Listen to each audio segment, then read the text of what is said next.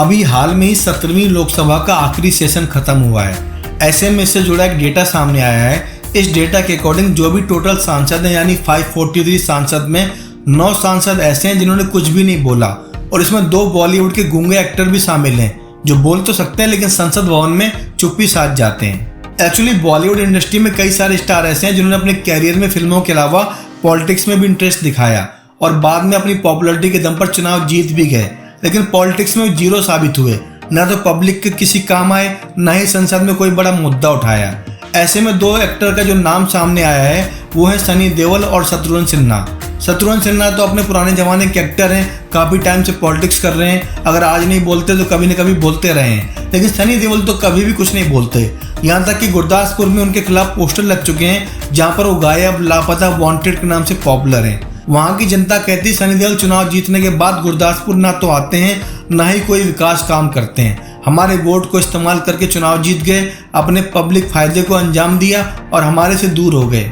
यानी 5 साल के कार्यकाल में उन्होंने संसद में कोई बात नहीं की, ना ही पब्लिक का कोई मुद्दा उठाया। हालांकि गदर 2 के बाद जोरदार वापसी कर चुके हैं, लेकिन गुरदासपुर के लोग आज भी उनसे नाराज हैं।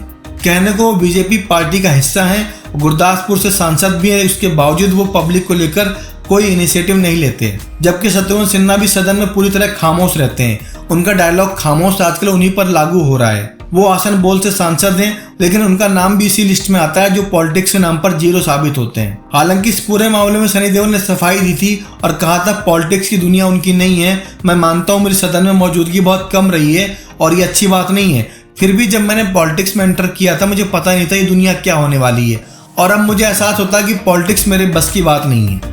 ये बात तो सनी देओल की ऑनेस्टी को साबित करती है, लेकिन सनी देओल एक बात भूल जाते हैं, वो पब्लिक सर्विस में आए, पब्लिक का वोट जीतकर गुरदासपुर से जीते हैं। ऐसे में जब तक वो पॉलिटिक्स में एक्टिव हैं या फिर कह लीजिए ऑन पेपर सांसद हैं, तब तक तो उनको अपनी फील्ड में जाना चाहिए, पब्लिक की शिकायतें सुननी चाहिए और संसद में अपनी बात रखनी भी चाहिए, वरना उनका हाल गोविंदा जैसा हो सकता है जो अपने क्षेत्र से भगाए गए थे। हालांकि उम्मीद करते हैं सनी देओल आने वाले टाइम में पार्लियामेंट जाएंगे, अपने मुद्दों पर बात करेंगे और चुपचाप नहीं रहेंगे। फिर भी गुरदासपुर की जनता के प्रति उनकी जवाबदेही बनती है, उनको एक बार अपने फील्ड में जाना चाहिए, अपने चुनाव क्षेत्र में, और पब्लिक से माफ़ी मांगनी चाहिए, उनके साथ इंटरेक्शन भी करना चाहिए।